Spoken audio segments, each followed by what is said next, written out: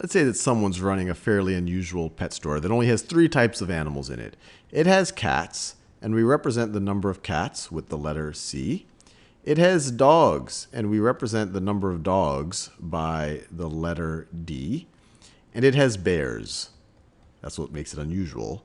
And we're going to represent the number of bears with the letter B. Now, this person also tells us that at this unusual pet store, the number of cats is greater than the number of dogs, which is greater than the number of bears. Now, based just on this information, they then ask us which expression is greater, B divided by C plus D plus B, or 1/3.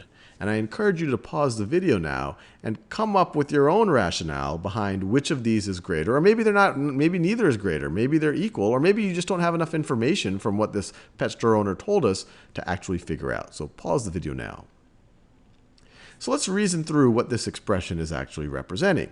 This is B, the number of bears, over the number of cats plus the number of dogs plus the number of bears. So it's the number of bears over the sum of all the animals. So it's the number of bears over all of the animals. So this really is the fraction that are bears. The fraction that are bears. That are bears. Now, so this question really reduces to, is the fraction that are bears greater than 1/3, less than 1/3, equal to 1/3, or can we not tell?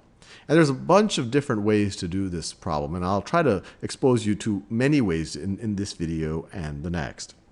So let's do a visual one, doing different cases. So let's assume that the fraction that are bears, let's do the scenario where the fraction that are bears are greater than 1/3.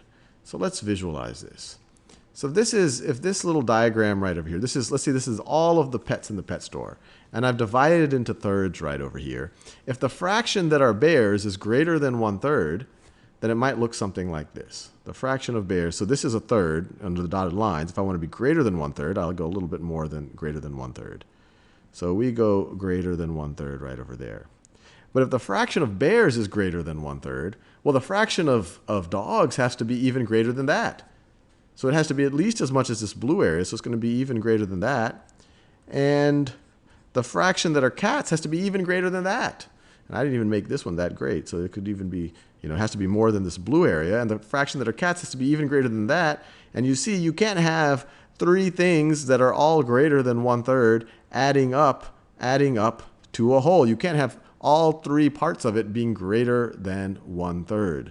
So this scenario breaks down. Another way you could have thought about it is, if this expression right over here is greater than 1/3, then C plus D over this has to be less than 2/3, but that means one of them, C or D, would have to be definitely less than 1/3 in order for that to work out. So at least thinking about it this way, you know that this thing cannot be greater than 1/3.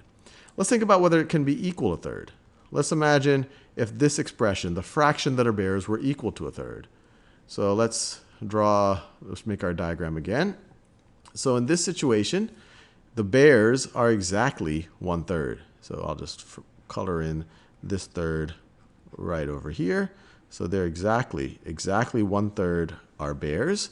But we know that the number of dogs is greater than the number of bears. So the fraction that are dogs has to be greater than the fraction that are bears.